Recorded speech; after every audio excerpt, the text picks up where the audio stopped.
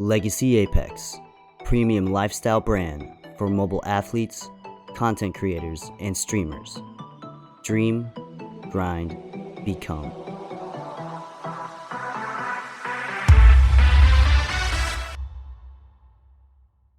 LittleB, well, queuing with this guy is absolutely insane. You can see him. He's doing so much work there. Even if you keep the camera just on LittleB, it'd be a great frag show for us. So That'd be highlight reels for days. And the crazy thing is he's using a sniper the whole time. yeah, they're being triple capped right now. So Omniscience, this really can't feel good at all for them. So this is going to be a very rough time to come back, I would say, for the side of, and Legacy does get knifed. Well, Diego gets knifed by LittleB, so that is a little bit disrespectful. Yeah, the disrespect. What's up, everyone? Legacy back for another This Week in Mobile Esports presented by Critical Points. And today on the show, we have LittleB from Omen Elite. Yesterday, I had the opportunity to interview him before his matchups in the Geyser tournament. So to get some advice and things like that for you guys looking to get into the COD mobile scene. So without further ado, let's get it.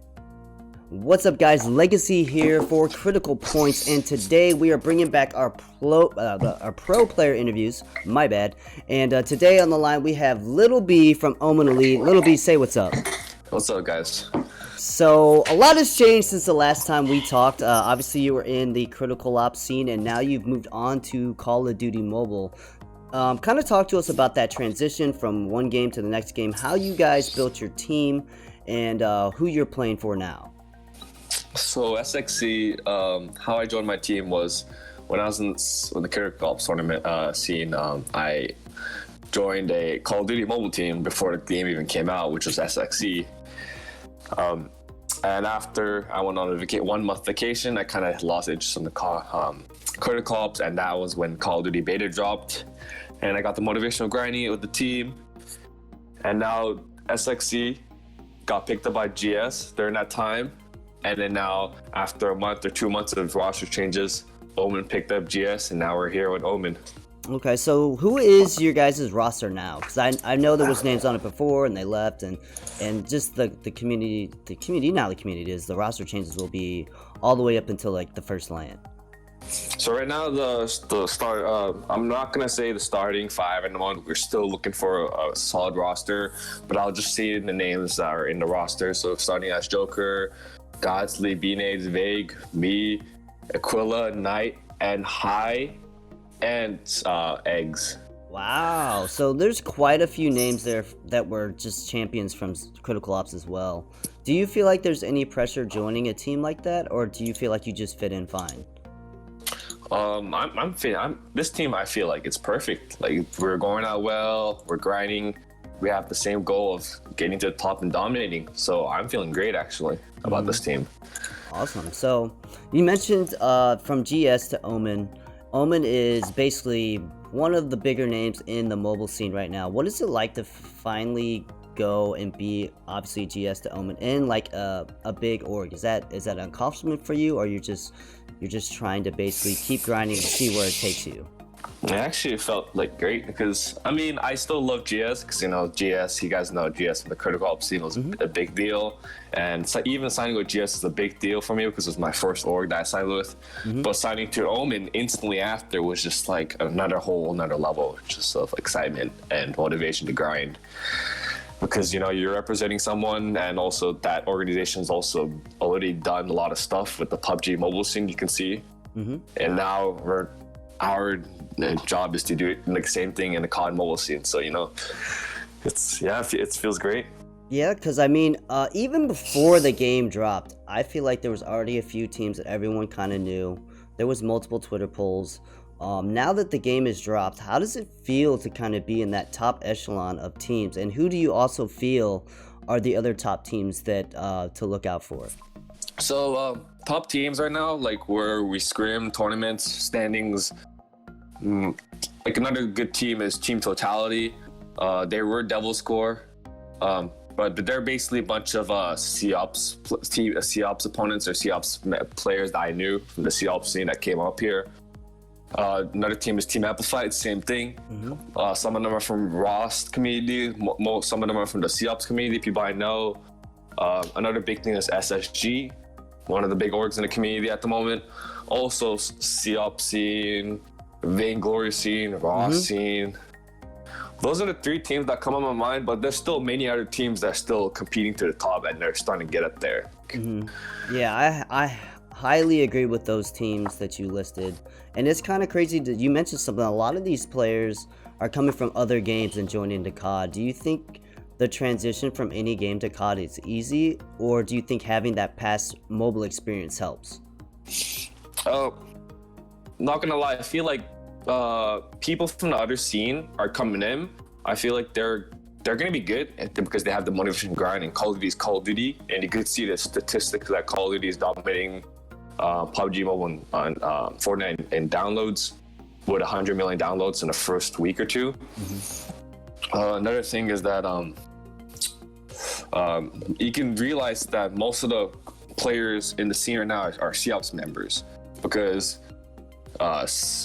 in my opinion, because I was a COPS player, I feel like COPS players already has that aim pre-built because they played that game for so long, and other like communities still have the aim, but I don't think they're like right at the moment, because when time goes on, it's good. We're all going to be good at the same level. But at the moment, I feel like COPS players are going to be dominant in the beginning because of the aim they already have. Yeah, I definitely agree with that. I think that you guys have a unique opportunity right now. With the scene so young, like, people forget the game just dropped a few weeks ago. With all the tournaments coming out, how has that been for you personally and for like the team? Is that an exciting thing that you're seeing, like Tribe, Geyser, Gamely, all that stuff coming in real fast? Does that give you hope for the future of the COD mobile scene? And we haven't even had the majors yet, so I mean, tell us about how you feel like your potential pro career could go. So this is like my first official, like, pro debut on like a game. So it's kind of catching me off guard. I'm getting burned out because of so much practice, scrimming, tournaments every weekend, and you gotta focus schoolwork, work, and also being a professional gamer and playing these scrims and etc. So it's kind of burning me out. But that motivation's gonna keep me going. But yeah, same as well to my teammates. Like most of them are getting burned out, especially like people like Joker, B-Nates, where they also have to do content when the game just came out and also play professionally. And I respect them for doing that. Yeah, you bring up a huge point. People, they see the limelight, but they don't understand really what it takes to really be at the top level. Like, you mentioned scrims, you mentioned tournaments. I think the other day you guys had played continuously for over 6 hours in multiple tournaments, so it definitely has to take a toll on you. So what do you do to like get away from that and refresh your mindset like day to day? Hey, another big thing is heading to the gym, getting like a reset, getting that good workout in, or going for a run, or just going hang out with friends. Get that break in between, because if you just keep playing and like just do your own stuff, like doing homework, studying, playing video games, it's not going to go out. And you need that sleep. That's the most important thing. You need that sleep hour. If you don't get that sleep, that whole next day is not going to be good for you. Absolutely. So we kind of already broke down the top teams. Let's talk about the meta. And the meta has changed within like 2 weeks multiple times. From a player standpoint, playing in these tournaments that have different rules, what do you think should be like the standard tournament format in your opinion? So I feel like the standard tournament format should be the same exact as original Call of Duty on console. There's a lot of things to say, but for me as a sniper, I feel like there should be all the sniper attachments should be unbanned, because it's in the game, so why not use it? Even though some people say it's OP, it's really OP, like that doesn't mean that I can't use it or other people can use it. So the only problem with the meta at the moment is that each tournaments are doing different rules, and the community doesn't know what to do on scrims. So some items that are too OP are getting restricted, which is kind of screwing some people over. But sooner or later, when the majors come out, or these small tournaments do the same exact rules, like get into the meta, they know what the meta is, they're gonna do the same exact rules. So sooner or later, the rules are gonna be just like, there's gonna be a boundary on the rules. Yeah, I find it interesting that things are banned, and this is me just taking a outside perspective, because to me that's like saying the op is banned for Counter-Strike, you know? Yeah, just because it's OP for them, like for everyone else. Like for example, snipers like me, it's just kind of like, you know, it's annoying. No, I definitely get what you're coming from. So, kind of, what have you learned from this early massive tournaments, or I'm not saying massive, but influx of tournaments, and then like the game? How do you think it's gonna advance? Obviously there's going to be majors and stuff, but is there anything you can take away from the Tribe and Geyser and all the CPL, other tournaments? Maybe you can give advice to other players, because there's definitely opportunity. Like you said, there's other teams that will come up in this game. So as like a pro player who's signed, like what kind of professional advice can you give? And then what kind of like tactical tips can you give as well? So for these tournaments, I recommend, if you're trying to like win something big in this community, I feel like you should do all these small tournaments, grind as much as possible. So because these small tournaments, even though if you don't lose it, if you don't win the whole tournament, you still get a lot of experience off just playing them. So if these little by little they add up, and when the big deal comes out, you're just already ready for it. You're not gonna get no pressure. You're just gonna like play to win. You're not gonna play to lose, if you know what I mean. But another advice is just, so a lot of people in the community right now is like, they're playing as a team, and when they do bad in one tournament, they just like disband and just like go to different places. But that's a really bad thing. Even though if you do bad, you have to learn from your mistakes as a team and adjust on the next one. But usually people don't, but they just get mad at each other, argue, and then they just dip. What you need to do is get a group of 5 people that will grind with you and has the same mentality as you, and just keep playing them until, you know, you get to the top, or like, you know. And then when you hit that organization, when you get into an eye of an organization and you get picked up, that even gives you more motivation to grind. Absolutely. So have you had to change anything personally? I mean, I don't find you weren't very toxic in the past, but like so you talked about getting picked up by an organization. What kind of tips can you give these teams that are putting themselves together? Like you said, something that I always mention is like, find the same people with the same vision as you and stick with them, because that chemistry is important. But what else can you do to maybe possibly catch the eye of an organization?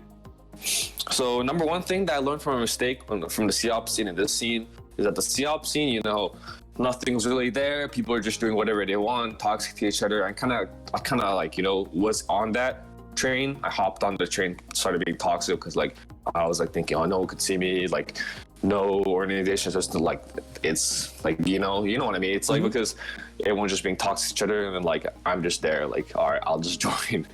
But now when I hop to another level, the COD, new chapter on my career, that shouldn't be a thing, because you should be just positive, just no toxicity, because that toxicity, if you started from the beginning, that's just gonna follow you the whole rest of your career, and you don't want that. So you're trying to like be chill as possible, less ego, just, you know, be team friendly, just grind the game. And also people, like from my experiences, a lot of people from the COP scene come in, you know, and then they're trying to be insane, toxic. And my advice, if you see people like that, just block them out. Just, you know, you don't have to talk to them. Just focus on your own thing, let them focus on their thing, and sooner or later, you'll see what the big difference will be. Absolutely. Well spoken, sir. So, you guys have some tournaments coming up this weekend. You got the finals of Geyser, which is a big 2,500. You also have the finals of Tribe. That's a big workload for you guys. How are you guys preparing for both tournaments to be going on simultaneously mentally? Like, how is that, like, because you mentioned that the rules are different, so how are you guys preparing to hopefully win both of those tournaments? So beginning Monday, this boot camp after the finals, getting second against Team Totality and learning from our mistakes, we had a boot camp session with our coach. We probably practiced 4 hours or 3 hours a day. And just yesterday, we were probably screaming for 6 to 7 hours, which is intense and mind-boggling. And that's a lot of respect to my teammates for, you know, doing that long practice. And also building the team chem, having sessions where you just talk to each other, you know, build that team chem, just have some fun. and also most importantly, reviewing. Just reviewing reviewing our games and just talking about our mistakes. Absolutely. So after this weekend coming up, there's going to be obviously more tournaments. You guys, I don't know if I can talk about this, but you guys have been invited to play in the Team Liquid tournament. Do you think the mindset changes even though it's Team Liquid, or is it just like basically another tournament for you guys? So that's what I said, getting experience from, just because we played all the small tournaments before that Team Liquid tournament. Now, for me, in my opinion, or most of my teammates in my team, they're just gonna do what they do in the same exact tournaments, the same pressure. We're gonna overcome that pressure and just do our job out on a playing field.